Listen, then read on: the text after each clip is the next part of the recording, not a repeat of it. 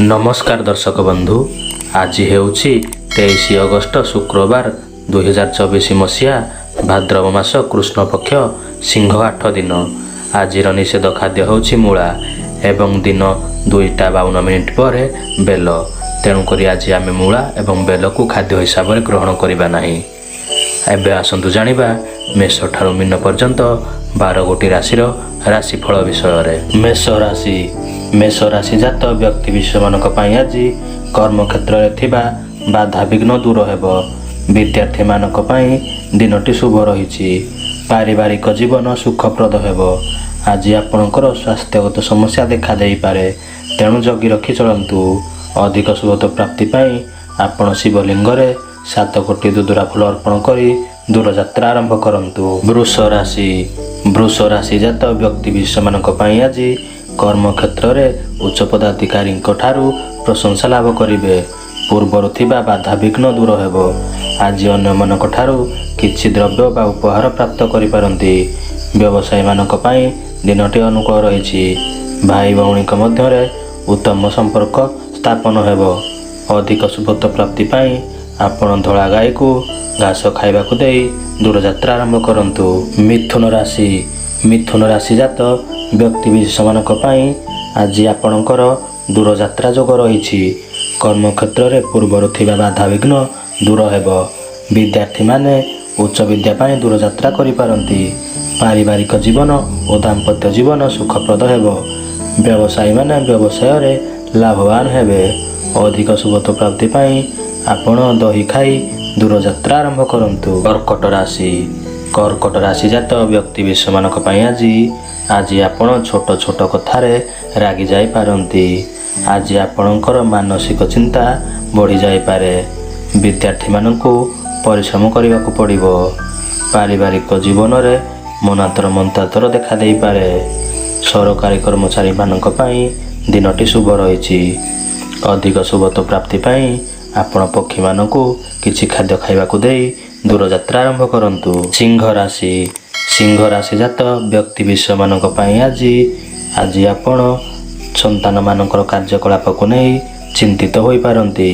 कर्म क्षेत्र में पूर्वर थिबा बाधा विघ्न दूर हेब। पड़ोशी मानक ठारू आपण आज साहाय्य सहयोग प्राप्त करि पारंती। पारिवारिक जीवन सुखप्रद हेब। आज निज मन पसंदर कार्य आपण करि पारंती। अधिक शुभत्व प्राप्ति आपण क्षीर रे गुड़ मिसाई सूर्यदेव को अर्घ्य प्रदान करी दूर यात्रा आरंभ करंतु। कन्या राशि जात व्यक्ति विशेष मानक आज उच्च पदाधिकारी ठारू प्रशंसित होई खुशी अनुभव करिवे। पूर्वर थिबा मानसिक चाप दूर हेब। वाणिज्य करुଥିବା व्यक्ति सफलता लाभ करिवे। कर्म क्षेत्र स्थिति आपणकर मजबूत रहिबो। विद्यार्थी मानकु अधिक परिश्रम करने को पड़िबो। महिला मानक दिनटी शुभ रही। अधिक शुभत्व प्राप्ति आपण लक्ष्मी नारायण पाखरे धला मिठा भोग लगाई यात्रा आरंभ करंतु। तुला राशि जात व्यक्ति विशेष मानक आज गृहिणी माने प्रशंसित हो पारंती। कर्म क्षेत्र मार्ग प्रशस्त हेब। पारिवारिक जीवन सुखप्रद हेब। व्यवसायी माने व्यवसाय रे लाभवान हेबे। सुस्वादु भोजन आज प्राप्त हो पारे। नूतन जानवाहन जमी किंबा अन्य कौनसी गृह आपण आज किनिबा पई चिंता करि पारंती। वस्त्र अलंकार आदि क्रय करि पारंती।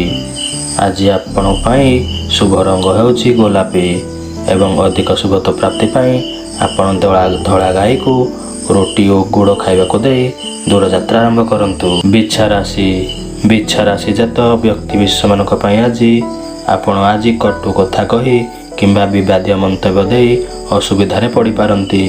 कर्म क्षेत्र में कर्मचाप बढ़ी जाई पारे।